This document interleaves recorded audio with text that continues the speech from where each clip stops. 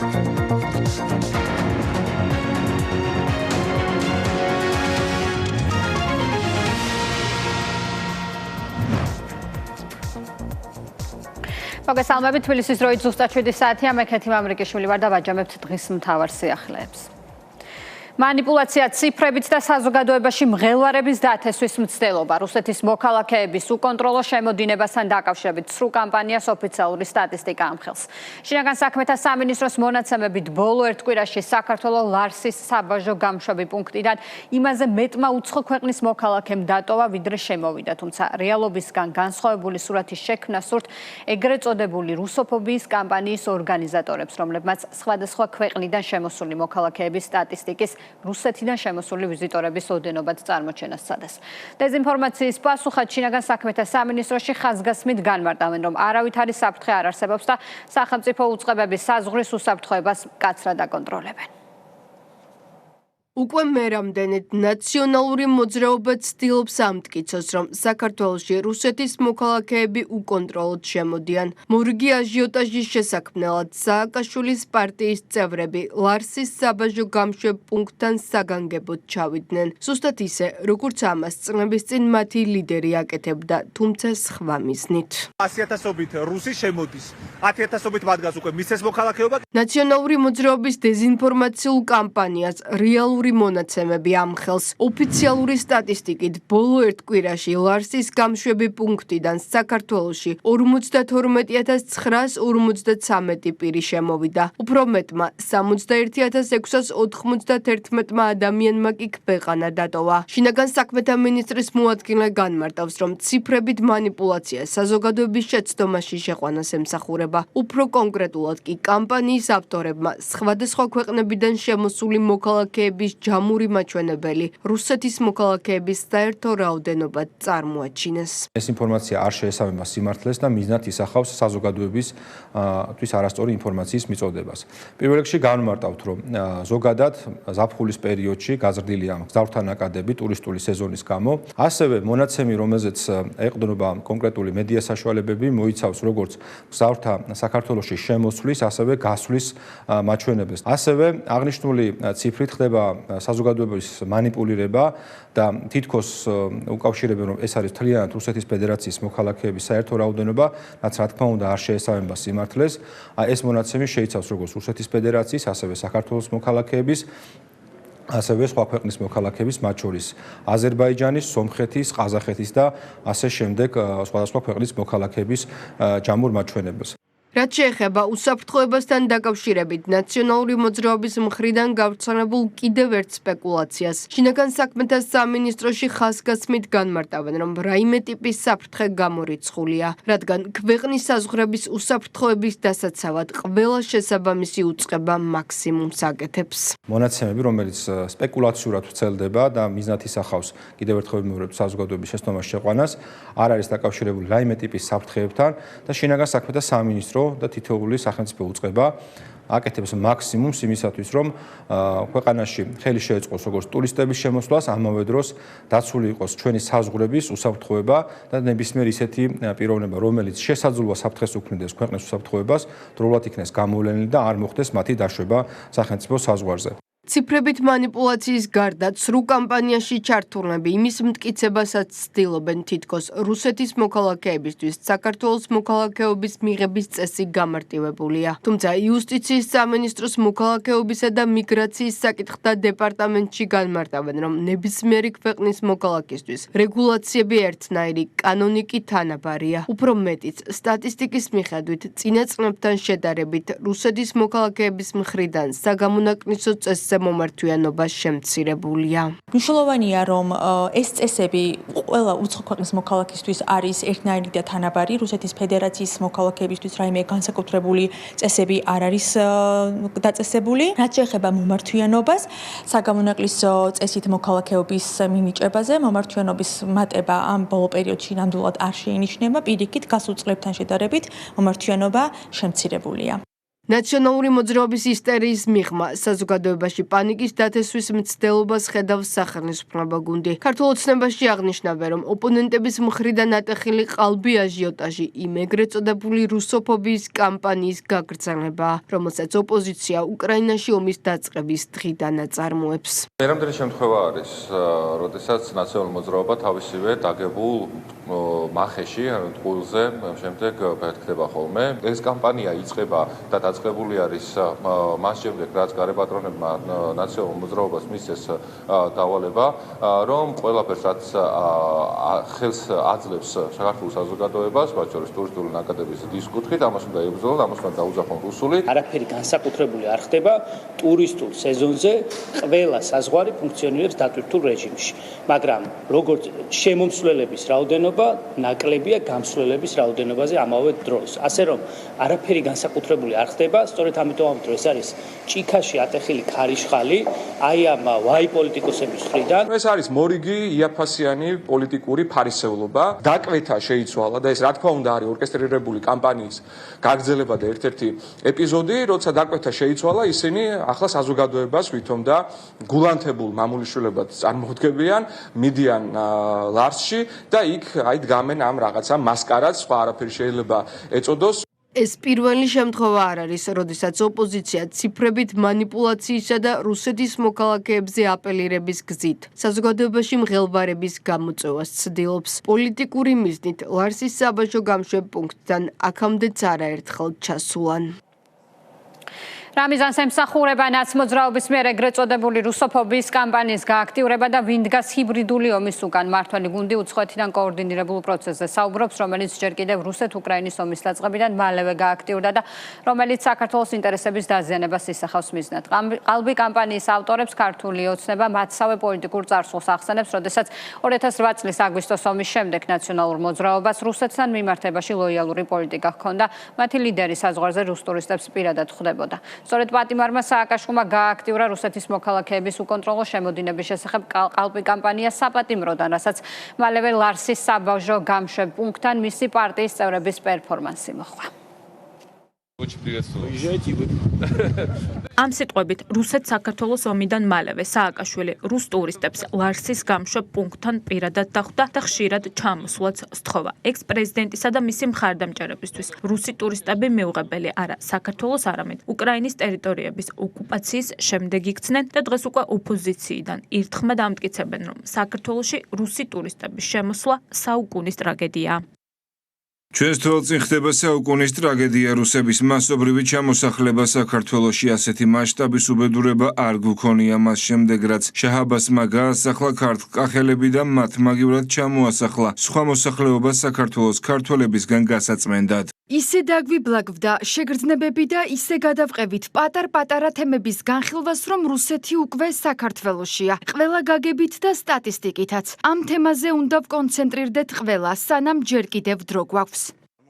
სააკაშვილის და მისი თანამოაზრეების ამ პოზიციას არქივი ეწინააღმდეგება. ფაქტები აჩვენებს, რომ აგვისტოს ომის შემდეგ თავად რუსეთთან სავაჭრო-ეკონომიკური და კულტურული კავშირების გაღრმავებას მხარს უჭერდნენ. რატომ ასხვისებდა სააკაშვილის ხელისუფლება 2008 წლის შემდეგ სტრატეგიულ ობიექტებს რუსულ სახელმწიფო კომპანიებზე? რატომ ხვდებოდა თავად სააკაშვილი ლარსზე რუს ტურისტებს ხვინით ხელში და რატომ გაუქმა რუსეთის მოქალაქეებს ცალმხრივად სავიზო რეჟიმი? წარსულზე საუბარი სააკაშვილის მსგავსად არც მის თანაპარტიელებს. თქვენი ინფორმაციით რამდენი ადამიანია შემოსული?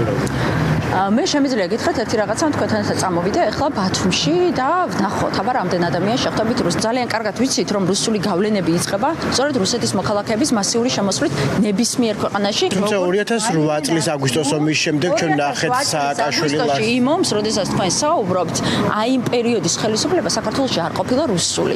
იმ პერიოდში სახელმწიფო ინსტიტუტები მათ შორის იყვნენ მაღალ დონეზე და იცოდნენ ზუსტად რომელი რუსი ტურისტი რა დანიშნულებით შემოდიოდა. 2008 წლის აგვისტოს ომის შემდეგ რუსეთთან ლოიალური დამოკიდებულება და 2022 წლის შემდეგ დაწყებული ანტირუსული კამპანიები მმართველი გუნდისთვის კარგი ილუსტრაციაა იმისა, რომ გარე დავალებით მოქმედ შიდა ჯგუფებს ახლა ამგვარი დაკვეთა აქვთ მიღებული. ამ კონკრეტული ჯგუფების მიზანი კი რუსი ტურისტების საქართველოში შემოსვლის შეზღუდვა, რუსოფობიური განწყობების გაღვივება, საბოლოოდ კი რუსეთთან ეკონომიკური კავშირების გაწყვეტა და ამით საქართველოს ეკონომიკის დაზიანება. ეს არის ჭიქაში ატეხილი ქარიშხალი აი ამ ვაი პოლიტიკოსების მხრიდან, რომლებიც თავის მხრივ მათი ბელადები იყვნენ სწორედ ის ადამიანები, რომ ყველას ხო გვახსოვს რაც ხდებოდა, პრეზიდენტი იდგა იქ და ყველა შემოსულ მანქანას ეხვეწებოდა, ხვდებოდა, ხელს ართმევდა და ეხვეწებოდა, ოღონდ თქვენ აქ შემოდით და ოღონდ თქვენ აქ ფული დახარჯეთ და გადაყვებით მთელი საქართველოს თქვენს ფეხქვეშ დაეგებაო. ხო გვახსოვს ეს. და სწორედ ეს არის გაგრძელება აი იმ რუსოფობიური კამპანიის, რასაც ჩვენ გასული კვირების განმავლობაში ვხედავთ, რაც არის რა არის ამ ყველაფრის მიზანი. მიზანი არის დაძაბულობის შემოტანა. 2008 წლის ომი ეს არ იყო მათი ომი, აი ეს დაღვრილი სისხლი ბიჭების ესენი არ იყო მნიშვნელოვანი მათთვის. თუ მაინც და მაინც უკრაინაში უნდა შევარდნილიყო რუსეთი, რომ როგორც იქნა მათთან რაღაც პატრიოტული განწყობები გაღუებული. ჩვენ გვახსოვს, რომ 2008 წლის აგვისტოს ომიდან სულ რაღაც თვე ნახევარში მაშინდელი კულტურის მინისტრის მოადგილე, კულტურის მინისტრი ვაშაძე წერდა წერილს თავის ვიზავის რუსეთის ფედერაციაში, რომ კულტურული თანამშრომლობა და ურთიერთობა უნდა აღდგეს ჩვენ ერებს შორისო. გვახსოვს 16-23 რეზოლუციას ხარ როგორ დაუჭირეს, როგორ მიყიდა სტრატეგიული ობიექტები რუსეთის ფედერაციის წარმომადგენლებს 2010 წელს რუსეთის ფედერაციის გაწევრებას სოფლიო სავაჭრო ორგანიზაციაში მხარი ისე დაუჭირეს, რომ საქართველოს ამით არაფერი არ მიუღია. ცალმხრივად გააუქმეს სავიზო და შემოიღეს უვიზო მიმოსვლა რუსეთის ფედერაციის მიმართ. თვითონ ხდებოდნენ გამშვებ პუნქტებთან თვითონ ახალისებდნენ ინვესტიციების შემოტანას, ამბობდნენ, რომ ტურისტების მისაღებია თურმე და ეს მაშინ 2008 წლიდან რამდენიმე თვეში და რამდენიმე წელში რუსეთი ოკუპანტი არ ყოფილა. მხოლოდ 2022 წლის შემდეგ, მათ შემდეგ რაც დაიწყო ცნობილი მოვლენები უკრაინაში, ამის შემდეგ გახდა რუსეთი ოკუპანტი. რატომ აკეთებდნენ ამას? იმიტომ რომ მითითება მაშინ გეოპოლიტიკური არსებული მდგომარეობიდან გამომდინარე გარე პატრონებისაგან იყო განსხვავებული, ახლა შეიცვალა. როდესაც მათ უთხრეს, რომ ასე ვთქვათ, არ იყო საჭირო გამწვავება და პირიქით ისინი ზარზეიმით უნდა დახვედროდნენ რუსეთის მოქალაქეებს საქართველოს საზღვარზე, ასეც იქცეოდნენ. მეორე მხრივ, როდესაც უკვე დაკვეთა შეიცვალა რუსეთ-უკრაინის ომის დაწყების შემდგომ, დავინახეთ, რომ თითქოს და ისინი არიან გააფთრებული, ასე ვთქვათ, მოწინააღმდეგეები. რა თქმა უნდა,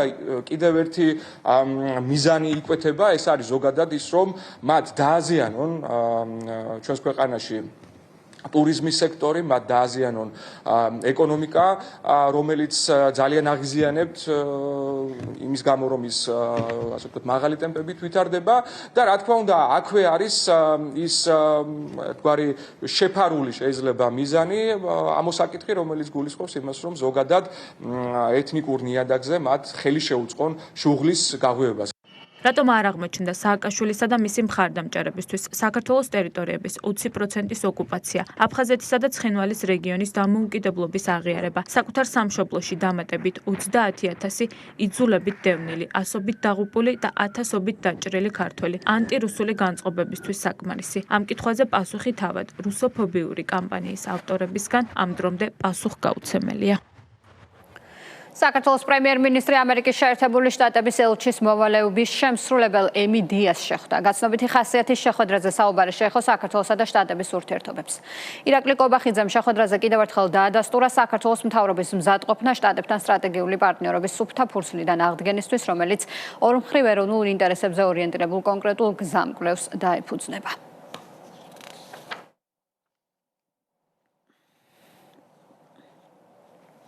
ოპოზიციურ ფლანგზე დაპირისპირება და ურთიერთბრალდებები მწვავდება. ნიკა გვარამია მიხეილ სააკაშვილს წითელი ხაზების გადაკვეთაში ადანაშაულებს. ციხიდან გაჟღერებულ ბრალდებებს ტყუილებს უწოდებს, ნაციონალურ მოძრაობას კი რღვევას უწინასწარმეტყველებს.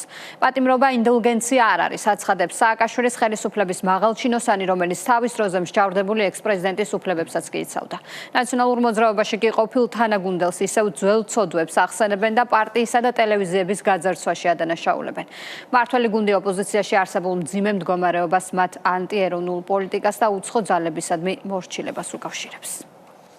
შიდა დაპირისპირება და ურთიერთშეურაცხყოფა ნაცმოძრაობის მოქმედ და ყოფილ წევრებს შორის გრძელდება. ნიკა გვარამია სააკაშვილს წითელი ხაზების გადაკვეთაში ცილის წამებასა და ტყუილებში ადანაშაულებს და ამბობს, რომ სამომავლოდ მისთვის აღარაფრის პატიებას არ აპირებს. ახლის თანათავმჯდომარის თქმით, მის ყოფილ ლიდერს სინდისის დემენცია დაეწყო, პატიმრობა კი სამუდამო ინდულგენცია არ არის. ისეთი წითელი ხაზები გადაკვეთა სააკაშვილმა, რომ შეუძლებელი იყო პასუხი არ გამეცა. მე არ ვაპირებ ამის პატიებას არავისთვის და საერთოდაც არ არის ასეთი უსასრულო ინდულგენცია, პატიმრობა, სინდის დემენცია ნიშნავს, რომ ადამიანის სინდის კარგავს. ჩემი აზრით და კი სააკაშვილის ეს წერილები არის ტყუილები და უსინდისობები. კი, ნამდვილად ასეა. ჩვევაში გაუჯდა ოპოზიციას ასხას უკაცრავად და თავისი საკანიდან ტექტონიკური ღვევები სადმე თუ იქნება ეს ნაციონალური მოძრაობა. რამდენჯერ დაიშალა და კიდე რამდენჯერ მოუწევს თვითონ სააკაშვილი ნახავს ნაციონალური მოძრაობა ინგზით რომლითაც მიდის მე არ ვიცი ამას თვითგანადგურების რეჟიმის ჩართვა ქვია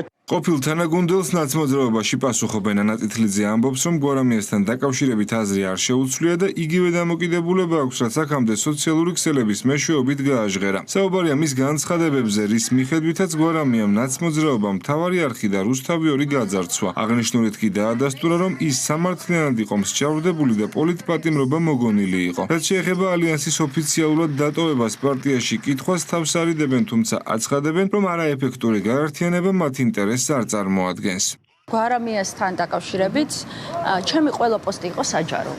ჩემი ყველა გამოხატვის ფორმა და განცხადება გვარამიასთან იყო საჯარო. ხო, არაფერი არ დამიმალავს, რისი გამოხატვაც მინდოდა, გვარამიასთან დაკავშირებით მე გამოვხატე. შესაბამისად, მე თქვენ ნებისმიერი ჩემი განცხადება შეგიძლიათ აიღოთ და ნებისმიერი ჩემი განცხადებით იხელმძღვანელოთ. არასდროს არ იყო ეს მნიშვნელოვანი ეს ოპოზიციური ალიანსი. და მე ყოველთვის გამოხატავდი ამას, რომ ჩემთვის არასდროს არ იყო ეს მნიშვნელოვანი. ამას კადრულობს ადამიანი, რომელმაც ჯერ რუსთავი 2, მერე მთავარი არხი და შემდეგ ნაციონალური მოძრაობა გაძარცვა. გვარამიამ ჩემი პოსტების საპასუხოდ, რომ ვერაფერი მოიფიქრა, ეტყობა დათვრა, ასე შურება ხოლმე, როცა გამბედაობა სჭირდება და ახლა ღობე ყორეს ედება და ყვირის წითლიძეს გოროზია ბინებს ჩუქნისო. ვინც ამ ჭორებს ავრცელებდა, ბოლოს ბოდიშების მოხდა მოუწიათ. შენ ბოდიშს ვერ მოგთხოვ, გაფარჩაკებული კაცისგან რა უნდა მოვითხოვო. ნიკა გვარამია ბრალდებებზე განმარტებების გაკეთებას არ გეგმავს. ახალის თანათავმჯდომარის თქმით, ანა წითლიძე მისი პასუხის ღირსი არ არის. ანა წითლიძე რას ამბობს, არ მაინტერესებს. ანა წითლიძეს რანაირად პასუხობს არ უწევს. მმართველ გუნდში განმარტავენ, რომ აგენტურული ოპოზიცია გარეძალების დირექტივით მოქმედებს. შესაბამისად, მათ შორის არსებული დაპირისპირება დროებითია და უცხოეთიდან შესაბამისი დავალების მიღების შემთხვევაში მორიგჯერზე გაერთიანდებიან. როგორც ქართულ ოცნებაში უსვამენ ხაზს, ოპოზიციას არც ერთიანად და არც ცალ-ცალკე მოსახლეობის მხარდაჭერა არ ექნება. ახალი ფანჩატურის გაერთიანება ისევ და ისევ დაიშალა, ასეთი არის ნებისმიერი ფანჩატურის ბედი. ნაციონალურ მოძრაობაში დაპირისპირება არ ახალია, ვიცით რომ მათ უბრალოდ ეზიზღებათ ერთმანეთი. ერთი რაც ნახეთ ნიკა გვარამიას მიმართა ბრალდებულება თვითონ პოლიტიკური იყო, ახლა უარყო ანა წითლიძემ, ასეთივე თავიანთივე დაპირისპირებებში ხშირად მათ სიმართლე წამოწდებათ ხოლმე, რაც კარგია საზოგადოება კიდევ ერთხელ წმუნდება, რომ ჩვენი გუნდის მიერ მხილებული ნაციონალური მოძრაობა და მათი ნამოქმედარი ხოლმე ყოველთვის არის სიმართლე, ხოლო ტყუილი სიცრუე და წრუპენდელობა არის ამ ქვეყნის წინააღმდეგ მებრძოლი აგენტურის მხარეს. ეს ეგრეთ წოდებული ალიანსი სინამდვილეში არც არასდროს არ ყოფილა რაღაც არსებული ფორმით, რა შეიძლება შეასცადეს, რომ საზოგადოებისთვის შეეყიდებინათ რაღაც შესაღებინათ, რომ ვითომ რაღაც ახალი ფორმით ჩამოყალიბდა ახალი ცენტრი, მაგრამ თავიდანვე დაინახა ყველა, ეს იყო იგივე სახეები, იგივე ფორმა, ეს არის ერთი დიდი დაჯგუფება და ეს რაღაც შიდა დაპირისპირებები შეიძლება ის იყოს ხოლმე რაღაცნაირად მაცდური, რაღაც დასკვნები გამოვიტანოთ, მაგრამ საჭიროების დროს ხდება ხოლმე მათი ისევ აწყობა გარე დაკვეთის შესაბამისად. ამიტომ საზოგადოება უნდა იყოს ფრთხილად. ოპოზიციაში არსებული დაპირისპირება ფაქტობრივად ყოველდღიურად მწვავდება. ალიანსში დიდი ხანია ამბობენ, რომ მუშაობას ნაცმოძრაობის გარეშე აქტიურად აგრძელებენ, თუმცა საზოგადოებას დანარჩენი 8 პარტიის შეკრება ან ერთობლივი ღონისძიება უკვე რამდენიმე თვეა არ უნახავს.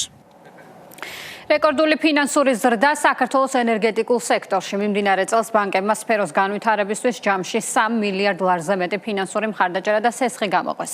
მთავრობის მიერ განხორციელებული რეფორმების შედეგად ენერგეტიკის სექტორში პოზიტიური ტენდენციები გრძელდება. ენერგეტიკული პოლიტიკის ეფექტიანობას სექტორში მიმდინარე საინვესტიციო დინამიკა და საფინანსო ინსტიტუტების გაზრდილი ნდობაც ადასტურებს. ქვეყანაში, რომელიც ერთ-ერთი ყველაზე სწრაფად მზარდ ეკონომიკას ინარჩუნებს, საინვესტიციოდ განსაკუთრებით მოთხოვნადი მიმართულება სწორედ ენერგეტიკა. ამ მნიშვნელოვანი ზრდის უკან დგას რეალური ეკონომიკური აქტივობა, ჰესების, ქარისა და მზის ელექტროსადგურების პროექტების განვითარება, რაც აძლიერებს ქვეყნის ენერგეტიკულ დამოუკიდებლობას. დეტალებით ნინო სალუქვაძე.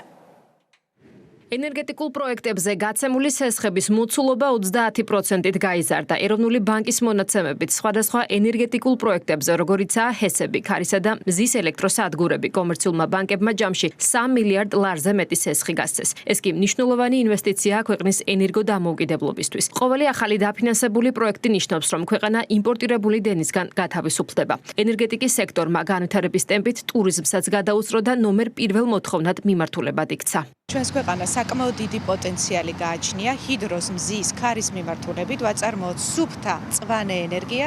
ბუნებრივია დაინტერესება და მოთხოვნა ინვესტორების მხრიდან საკმაოდ მაღალია.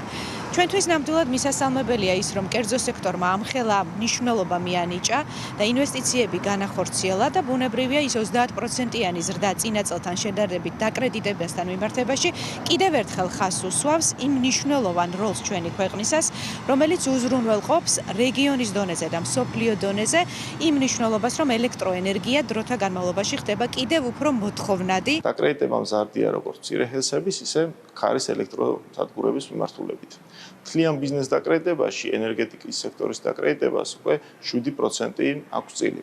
და აღსანიშნავია, რომ მიმდინარე მდგომარეობითაც ენერგეტიკის სექტორი სხვა სექტორებთან შედარებით ერთი ყველაზე დაბალი საკრედიტო დანაკარგებით ხასიათდება. ეროვნული ბანკის მონაცემები ადასტურებს, რომ ქართული ენერგეტიკა ბაზარზე ერთ-ერთი ყველაზე სტაბილური პროგნოზირებადი და დაცული სფეროა. ბანკების მხრიდან მწვანე შუქის ანთება კი იმის გარანტიაა, რომ მომავალ წლებში ქვეყნის ენერგოდამოუკიდებლობის ინდექსი კიდევ უფრო გაიზრდება. გარდა ამისა, მონაცემები აჩვენებს, რომ მცირე ჰესებთან ერთად კომერციული ბანკები აქტიურად დაფინანსებენ ქარისა და მზის ელექტროსადგურების ალტერნატიულ პროექტებს. საბანკო სექტორის მიერ მხარდაჭერილი ეს პროექტები კი ქვეყანაში ახალი სამუშაო ადგილების შექმნასაც უზრუნველყოფს. სექტორი გააქტიურებული არის, ვხედავთ ინვესტორების აქტიურობას, ვხედავთ ბევრ გაფორმებულ მემორანდუმს დაწყებულ პროექტს და ეს რომ გადაითარგმნა დაკრედიტების ზრდაში, უკვე ნიშნავს, რომ პროექტები იწყება და აღარ არის მხოლოდ კვლევის ეტაპი, უკვე გადავიდნენ მშენებლობის ეტაპზე. რაც ნიშნავს, რომ უახლოეს 2-3 წელიწადში უნდა ველოდოთ უკვე დადგმული სიმძლავრეების ექსპლუატაციაში შესვლას, ამოქმედებას და იმედია მალეო გადაითარგმნება ეს იმპორტის შემცირებაში, გაზრდილ ინვესტიციებში სამუშაო ძალაში. მთავრობის ეკონომიკურ გუნდში აღნიშნავენ, რომ ენერგეტიკის სექტორი საქართველოს ეკონომიკის უმთავრესი მამოძრავებელი ძალაა, რომლის განვითარებაც ქვეყნის სტრატეგიულ პრიორიტეტს წარმოადგენს. ამ მიზნით სახელმწიფომ შეიმუშავა 10 წლიანი სტრატეგია, რომლის მთავარი მიზანია 2036 წლისთვის საქართველოს ელექტროენერგიის მხრივ სრულად თვითკმარი გახდეს. მთავრობამ შექმნა ღია და ხელსაყრელი გარემო ინვესტორებისთვის. სახელმწიფოს მიმართ გაჩენილი ნდობა და კერძო კაპიტალის გააქტიურება კი საქართველოს კიდევ უფრო აახლოებს მთავარ სტრატეგიულ მიზანთან. ქვეყანა უახლოეს მომავალში რეგიონის მთავარ ენერგეტიკულ ჰაბად იქცეს. კერძო სექტორის ნდობა საქართველოს ბიზნეს გარემოს და საინვესტიციო გარემოს მიმართ არის საკმაოდ მაღალი და ასევე მაღალია ნდობა ენერგეტიკული პოლიტიკისადმი. აღნიშნული კიდევ ერთხელ ნიშნავს, რომ საქართველოში ხორციელდება რეალური პროექტები და აღნიშნული ციფრების უკან დგას რეალური განვითარების აქტიურ ფაზაში მყოფი პროექტები, როგორიც არის ჰიდროელექტროსადგურები, მზის სადგურები, ქარის ელექტროსადგურები, რომელიც საერთო ჯამში ქმნიან იმ ენერგეტიკულ პოტენციალს და შესაძლებლობას ჩვენი ქვეყნის მომავალი განვითარებისთვის. როგორც მოგეხსენებათ, ენერგეტიკის სექტორი ჩვენი ეკონომიკის ძირითადი მამოძრავებელია და ენერგეტიკული სექტორის განვითარება ჩვენი ქვეყნის მნიშვნელოვანი პრიორიტეტია. შესაბამისად, სახელმწიფო აქტიურად უწყობს ხელს ენერგეტიკული პროექტების განვითარებას. მთავრობის მიერ ბიზნესთან ერთად შემუშავებული 10 წლიანი გეგმა ითვალისწინებს $1 მილიარდ მეტი ინვესტიციის ჩადებას მხოლოდ ინფრასტრუქტურაში. 10 წელიწადში ქვეყნის ელექტროსადგურების ჯამური სიმძლავრე 2.5-ჯერ გაიზრდება და 11,500 მეგავატს მიაღწევს. საბოლოო ჯამში ახალი ჰესების, ქარისა და მზის სადგურების ასევე ისეთი გრანდიოზული პროექტების წყალობით, როგორიცაა შავი ზღვის წყალქვეშა კაბელი, საქართველოს დენის იმპორტს ნულამდე შეამცირებს. პოზიტიური დინამიკა სტუმარ მასპინძლობის ინდუსტრიაში. 2025 წელს საქართველოს სასტუმროებმა და სასტუმროს ტიპის დაწესებულებებმა 6 მილიონზე მეტი სტუმარი მიიღეს. მათგან 14%-ზე მეტი ისრაელის, ხოლო 10%-ზე მეტი ევროკავშირის მოქალაქე იყო. ვიზიტორების მატება ისეთი ქვეყნებიდან, როგორიც არის ჩინეთი, ინდოეთი, თურქეთი, აზერბაიჯანი და სომხეთი. საქართველოში დასვენების მსურველთა სტატისტიკის ზრდასთან ერთად გაფართოვდა სასტუმრო სექტორიც. 2025 წელს 2783 სასტუმრო და სასტუმრო ტიპის დაწესებულება ფუნქციონირებდა, რაც 2024 წლის მაჩვენებელს 4.5%-ით აღემატება. საქართველოში სტუმარ მასპინძლობის ინდუსტრია მზარდ დინამიკას ინარჩუნებს. ოფიციალური მონაცემებით გაზრდილია როგორც განთავსების ობიექტების რაოდენობა, ისე მათში სტუმრების დარჩენის მაჩვენებლები. 2025 წელს საქართველოს სასტუმროები და სასტუმროს ტიპის დაწესებულებები წინა წელთან შედარებით 6.5%-ით მეტ სტუმარს მოემსახურნენ და წლის განმავლობაში 6.200.000 სტუმარს უმასპინძლეს. სტუმართა 62.7%-ს უცხოელები შეადგენდნენ. საზღვარგარეთის ქვეყნებიდან საქართველოს სასტუმროებსა და სასტუმროს ტიპის დაწესებულებებს უმეტესად დასვენებისა და რეკრეაციის მიზნით სტუმრობდნენ. ტურისტული ბაზრის ზრდა განსაკუთრებით მრავალფეროვანი ხდება. უცხოელ სტუმრებს შორის ყველაზე დიდი წილი ისრაელის მოქალაქეებზე მოდის. ევროკავშირის ქვეყნებიდან კი სტუმრების რაოდენობა ერთ წელიწადში 33%-ით გაიზარდა. ზარდია ტურისტული ნაკადები ისეთი ქვეყნებიდან, როგორიცაა ჩინეთი, ინდოეთი, თურქეთი, აზერბაიჯანი და სომხეთი. ტურიზმის ზრდასთან ერთად, რა თქმა უნდა, ვითარდება სტუმართმასპინძლობის ინდუსტრია.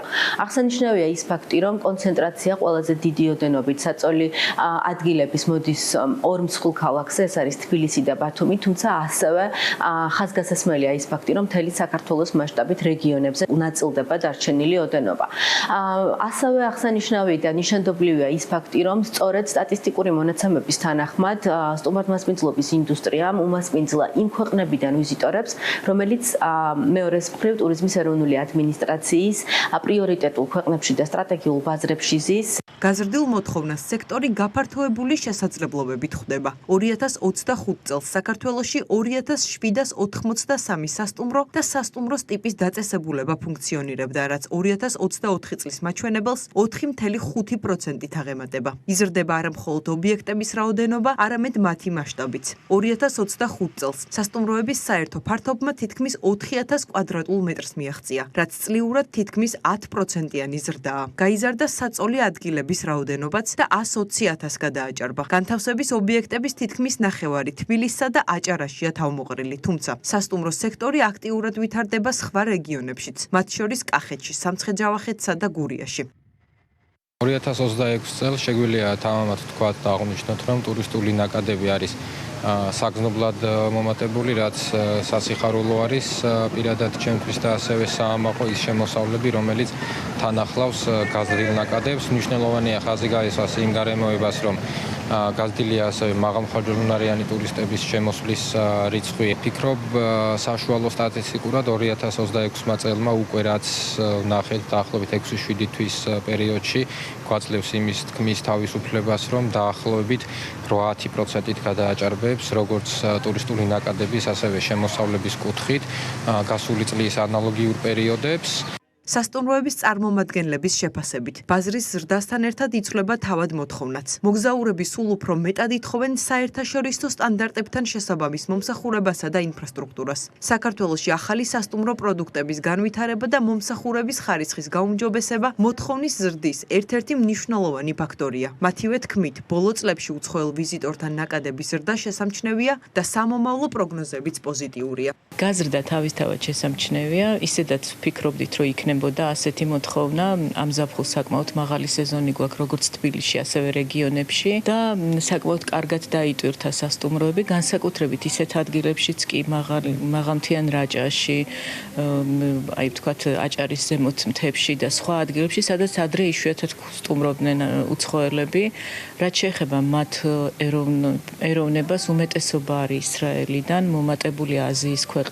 ქვეყანა უკვე ნერგავს თავისი იდენტობის ლოკალურ სტანდარტებს, რაც აბსოლუტურად მიახლოებულია და შეიძლება ითქვას, რომ უკეთ წარმოდგენილია საერთაშორისო სტანდარტების მაგალითზე, რამაც გამოიწვია საკმაოდ კარგი მზარდი მოთხოვნა სასტუმროს მიმართულებით და მინდა გითხრათ, რომ განსაკუთრებულად შემიძლია აღნიშნო ევროპის და დსთ-ს ქვეყნებიდან მომატებული მგზავრთნაკადი. გაზრდილი მოთხოვნა, ახალი სასტუმრო პროდუქტები და გაფართოებული ინფრასტრუქტურა აჩვენებს, რომ სტუმარ მასპინძლობის სექტორი საქართველოს ეკონომიკის ერთ-ერთ მნიშვნელოვან და დინამიკურად მზარდ მიმართულებად რჩება.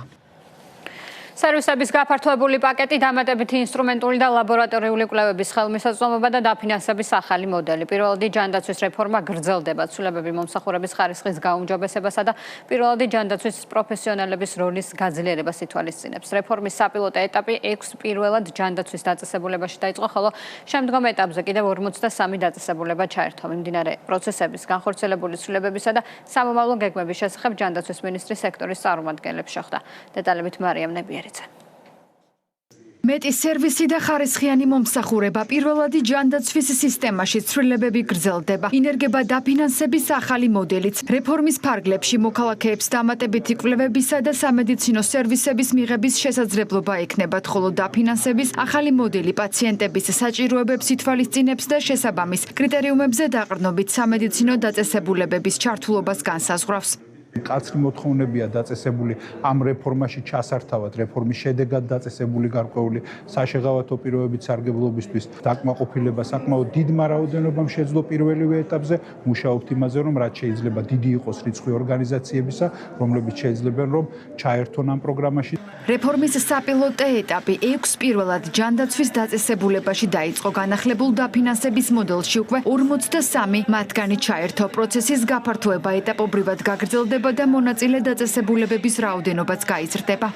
დაწესებულებებს უნდა დაეკმაყოფილებინა წინასწარ გაწერილი კრიტერიუმები, რომელიც მოიცავს ისეთ მაჩვენებლებს, როგორიც არის უწყვეტი სამედიცინო განათლება სამედიცინო პერსონალში, ასევე პირველად ჯანდაცვის გუნდის დაკავება 40 საათი, 2500 ბენეფიციარზე 1 ექიმის და ექთნის არსებობა და ელექტრონული გამართული სისტემების ფუნქციონირება. ასაკ სპეციფიური კაპიტაციის კომპონენტის გარდა დაფინანსების მოდელს დაემატა ასევე შედეგზე დაფუძნებული დაფინანსების კომპონენტი, რაც თავის თავში მოიაზრებს იმას, რომ დაწესებულებები, რომლებიც რეფორმაში არიან ჩართულები, კონკრეტული ინდიკატორების შეფასების და შესრულების საფუძველზე მიიღებენ დამატებით დაფინანსებას. პირველადი ჯანდაცვის სერვისის მიმწოდებლებს განცხადების წარდგენა ჯანმრთელობის ეროვნულ სააგენტოში 2026 წლის 1 ოქტომბრამდე შეუძლიათ. კრიტერიუმების დაკმაყოფილების შემთხვევაში დაწესებულებები განახლებულ დაფინანსების მოდელში 2027 წლის 1 მარტიდან ჩაერთვებიან. ეს რეფორმა მნიშვნელოვნად ემსახურება დაავადებათა ისეთი წილის კონტროლს, რომელიც მაღალ პროცენტულად იწვევს პაციენტების ლეტალურ გამოსავალს და ამაში ძალიან დაეხმარება მოსახლეობას ადგილზე. ეს არის კარდიოვასკულური დაავადებების რისკის შემცირება, ეს არის ინფექციური დაავადებების რისკის შემცირება, რომელიც ბავშვებში იწვევს ძალიან რთულ და მძიმე გართულებებს. ჯანდაცვის რეფორმა ჩვენთვის როგორც რეგიონში მომუშავე სამედიცინო დაწესებულებისთვის განსაკუთრებით მნიშვნელოვანია. განახლებული მიდგომა გვაძლევს შესაძლებლობას პაციენტებს უფრო მეტი და საჭიროებაზე მორგებული სერვისების შემთავაზებად, მათ შორის დამატებითი კვლევები. რეფორმის საბოლოო მიზანი პირველადი ჯანდაცვის როლის კიდევ უფრო გაძლიერება და მისი ძირითადი ფუნქციების სრულფასოვნად შესრულებაა. საჯარო სივრცეში ადამიანების ღირსების შელახვისა და შეურაცხყოფის ფაქტებზე ადმინისტრაციული საქმეების განხილვები გრძელდება. სამართალდამღვევად დღეს კიდევ 2 პირი ცნეს. სენაკის რაიონულმა სასამართლომ შორენა ბეგაშვილის შეურაცხყოფისთვის 500 ლარით დააჯარიმა დიანა ჩაკვეტაძე. თბილისის საქალაქო სასამართლომ კი 1500 ლარიანი ჯარიმა დააკისრა ლევან დავითულიანს, რომელმაც სოციალურ ქსელში შეურაცხყოფა მიაყენა ზურაბ გირჩი ჯაფარიძეს. ბატონ ლევან დავითულიანმა სოციალური ქსელის მეშვეობით სიტყვიერი შეურაცხყოფა მიაყენა ბატონ ზურაბ გირჩი ჯაფარიძეს. აღნიშნული ფაქტი დაიდენტიფიცირდა სოციალურ ქსელში გავრცელებული პოსტის ქვეშ დაწერილი კომენტარის საფუძველზე. შესაბამისად მოხდა ამაზე რეაგირება. უშუალოდ სამართალდარღვევის ოქმი შედგა ადმინისტრაციულ სამართალდარღვევათა კოდექსის 166 მუხლის პირველი ნაწილის შესაბამისად. დღეს განიხილა სასამართლომ აღნიშნული საქმე და ადასტურა სამართალდარღვევის არსებობის ფაქტი და ბატონ ლევან დავითულიანს სახთელის სახით განესაზღვრა ჯარიმა 1500 ლარის ოდენობით. გენერალური პროკურორი ინფრასტრუქტურის მინისტრთან ერთად პროკურატურის ახალი შენობის მშენებლობის პროცესს გაეცნო. თანამედროვე სტანდარტების შენობა თანამშრომლების სამუშაო საჭიროებებზე იქნება მორგებული და პროკურატურის ეფექტიანი საქმიანობისთვის შესაბამის პირობებს შექმნის. ახალ შენობაში თბილისის რაიონული პროკურატურები განთავსდება. გიორგი გვარაკიძემ და რევას სოხაძემ კონტრაქტორი კომპანიის წარმომადგენლებისგან შესრულებული და მიმდინარე სამუშაოების შესახებ დეტალური ინფორმაცია მიიღეს.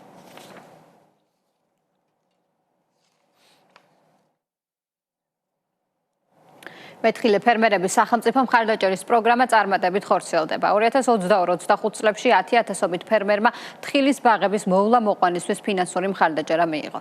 საქართველოდან ექსპორტირებულია 18,000-ზე მეტი ტონა თხილი, რომლის ღირებულება 188 მილიონ ამერიკულ დოლარზე მეტი შეადგინა. ქართული თხილის ძირითადი საექსპორტო ბაზარი ევროკავშირია. გაგრძელდება ისეთი მხარდაჭერის მექანიზმების განვითარებაც, რომლებიც ხელს შეუწყობს თხილის ხარისხის გაუმჯობესებას, ფერმერების ცოდნის ამაღლებას და საერთაშორისო ბაზრებზე ქართული თხილის კონკურენტუნარიანობის შენარჩუნებას. დეტალები სიუჟეტში. ეს ზუგდიდში არსებული თხილნარია, რომელიც სახელმწიფოს მიერ დაფინანსებულ პროექტებს შორის ერთ-ერთია. მთავრობა მეთხილე ფერმერების მხარდაჭერას აგრძელებს. 2022-2025 წლებში თხილის წარმოების ხელშემწყობი პროგრამის ფარგლებში 10,000-ობით ფერმერმა თხილის ბაღების მოვლა-მოყვანისთვის ფინანსური მხარდაჭერა მიიღო. ბაღი გაშენებულია 5,8 ჰექტარზე. სახელმწიფოს მხრიდან მიიღია ხელშეწყობა აი თანადაფინანსება ჭაბურღილი არის გათხრილი 100 მეტრის სიღრმის, სარწყავის სისტემის და ტრაქტორის მექანიზაციის თანადაფინანსება. ქართული თხილის ხარისხის გაუმჯობესება, ფერმერთა განათლება და საერთაშორისო ასპარეზზე პროდუქტის კონკურენტუნარიანობის შენარჩუნება. ეს ის უმთავრესი პრიორიტეტებია, რომელთა ირგვლივაც გარემოს დაცვისა და სოფლის მეურნეობის სამინისტრო მხარდაჭერის ახალ ეფექტურ მექანიზმებს ავითარებს. რაც შეეხება თხილის საბაზრო ფასს, უწყებაში განმარტავენ, რომ მასზე გავლენას ახდენს სხვადასხვა ფაქტორი, მათ შორის კლიმატური პირობები, მოსავლის რაოდენობა და ხარისხი, ასევე ადგილობრივ და საერთაშორისო ბაზრებზე არსებული ვითარება. განსაკუთრებით კარგი სეზონი ქართველ მეთხილეებს ჰქონდათ 2025-2026 წლების მარკეტინგულ სეზონში. აქ ორი ფაქტორია გამოსაყოფი. პირველი ის, რომ ფაროსანათი გამოწვეული დაზიანება თანდათან დაძლეული იქნა. შარშანდელ სეზონთან დაკავშირებით მინდა გითხრათ, რომ ფასები იყო განსაკუთრებით ხელსაყრელი 18,800, 18,900 თუ არ მეშლება ტონა გავიდა ექსპორტზე. ჯამურმა ექსპორტის ღირებულება 90 მილიონი დოლარი შეადგინა. განსაკუთრებით კარგი სეზონი ქართველ მეთხილეებს ბოლო 2 წლის განმავლობაში ჰქონდათ. დადებითი დინამიკა განპირობებული იყო ორი ფაქტორით. მათ შორის ერთ-ერთი აზიური ფაროსანას წინააღმდეგ ბრძოლა იყო, რომლის შედეგად მინიმუმამდე არის დაყვანილი მავნებლის მიერ მოტანილი ზიანი. ბოლო წლების განმავლობაში 1000-ობით ჰექტარი ფართობი მუშავდება სოფლიოს წამყვანი სპეციალისტების მიერ რეკომენდებული პრეპარატების გამოყენებით. გატარებული ღონისძიებების შედეგად მინიმუმამდე არის დაყვანილი მავნებლის მიერ მოტანილი ზიანი სასოფლო-სამეურნეო კულტურებზე. ფერმერების მხარდასაჭერად მიზნობრივ სამუშაოებს ახორციელებს სოფლის მეურნეობის სამეცნიერო კვლევითი ცენტრიც. ზვიად ბობოქაშვილი განმარტავს, რომ ფერმერების ინფორმირების მიზნით ტარდება შესაბამისი ტრენინგები და სემინარები. ძირითადად დღეისათვის მოიცავს რამდენიმე საკითხს. პირველი საკითხი ეს არის ქართული თხილის ადგილობრივი ჯიშების შესწავლა და მათი შედარება ინტროდუცირებულ ჯიშებთან. მეორე მეტად საინტერესო მიმართულება ეს არის ხლაფორმირების ახალი მეთოდები, რომელსაც ჩვენ მიმართავთ თხილის ფორმირების კუთხით. 2025-2026 წლის მარკეტინგულ წელს საქართველოდან ექსპორტირებულია 18,000 ტონაზე მეტი თხილი, რომლის ღირებულება 188 მილიონ დოლარს აჭარბებს. ქართული თხილის ძირითადი საექსპორტო ბაზარი ევროკავშირია, სადაც 12,000 ტონაზე მეტი თხილია ექსპორტირებული, საერთო ღირებულებით 121 მილიონი ამერიკული დოლარი. ტყის მცველის პოზიციაზე კანდიდატების შერჩევა იწყება. ეროვნულ სადღეო სააგენტოში მასშტაბური რეფორმის ფარგლებში სტრუქტურას 499 ახალი თანამშრომელი დაემატება, მათ შორის 401 ტყის მცველი. კადრები ქვეყნის 9 რეგიონულ სადღეო სამსახურში გადანაწილდებიან. მიზანი ტყის დაცვა, უკანონო ჭრების პრევენცია და აღკვეთაა. დეტალებით ლევან წუწუნავა. კონკურსის შესახებ გავიგე Facebook გვერდის მეშვეობით, მეგობრის დახმარებით. გიორგი ჭაბაშვილი პროფესიით მეტყევია. ის ეროვნული სადღეო სააგენტოს მიერ გამოცხადებულ კონკურსში მონაწილეობს. სააგენტოს ცენტრალურ აპარატსა და რეგიონულ სადღეო სამსახურებში კანდიდატთა შერჩევა 401 ტყის მცველის პოზიციაზე მიმდინარეობს. სისტემას ჯამში 499 ახალი თანამშრომელი დაემატება. მქონდა დიდი დაინტერესება, მოვედი, მივიღე მონაწილეობა აღნიშნულ კონკურსში, ფიქრობ, რომ თავი გავვრთი წარმატებულად და სიამოვნებით ვემსახურებ საქართველოს ტყეს. ვაკანსიები ეროვნული სატყეო სააგენტოს რეფორმის ფარგლებში გამოცხადდა, რომლის მიზანიც ტყის დაცვის გაძლიერება და ტყით სარგებლობის პრაქტიკის გაუმჯობესებაა. კონკურსის შედეგად შერჩეული პირები ეროვნულ სატყეო სააგენტოს 9 რეგიონულ სატყეო სამსახურში გადანაწილდებიან. რეფორმის ძირითადი მიზანი ტყის დაცვისა და ტყით სარგებლობის პრაქტიკის გაუმჯობესებასთან ერთად ტყის მონიტორინგისა და კონტროლის გაძლიერებაა. ტყის კონტროლისა და მონიტორინგის გაძლიერება სატყეო რეფორმის მთავარ მიზანს წარმოადგენს. ჩვენი ამოცანა მინიმუმდე დავიყვანოთ უკანონო ჭრების ფაქტები. 1,700,000 ჰექტარი დაიყო 900 სამსხოლოდ. ჩვენ შევძლებთ, რომ გასაუბრებების შედეგად მივიღოთ საუკეთესო კადრები და უკეთ დავიცვათ საქართველოს ტყეები. ახალი კადრების დამატების შემდეგ თითო მცველზე დასაცავი ტერიტორია 10-15,000-დან საშუალოდ 2,000 ჰექტრამდე შემცირდება. აღსანიშნავია ისიც, რომ მიმდინარე წლის იანვრიდან გაორმაგდა ტყის მცველთა ხელფასები. ასევე ხაზგასასმელია, რომ სატყეო სექტორში არსებული უკანონო ჭრებისა და დეგრადაციის აღმოსაფხრელად სახელმწიფო ტყის დაცვისა და მონიტორინგის სრულიად ახალ მოდელზე გადადის. დამატებით 500-მდე ადამიანი შემოემატება სატყეო სააგენტოს ტყის ცველები, მეტყევეები, რომლებიც საშუალებას მოგცემს უფრო მაღალი ხარისხით განვახორციელოთ სატყეო ღონისძიებები, ფიზიკური დაცვა გაუმჯობესდეს და რაც მთავარია, ადგილზე შეიქმნას დამატებითი სარგებელი, რაც ქვეყნის ამ ძალიან მნიშვნელოვანი რესურსის სარგებლიანად გამოყენებას შეუწყობს ხელს.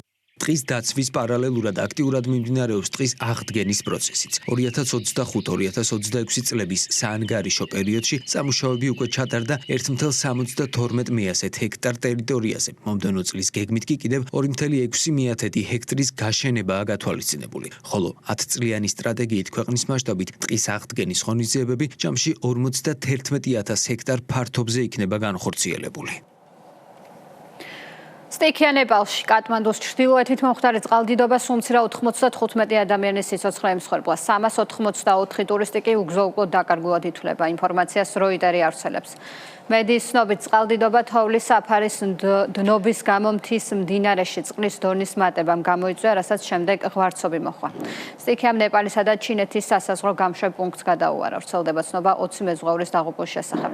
ტიბეტსა და ნეპალის ნაწილში მოსახლეობას ელექტროენერგია არ მიეწოდება.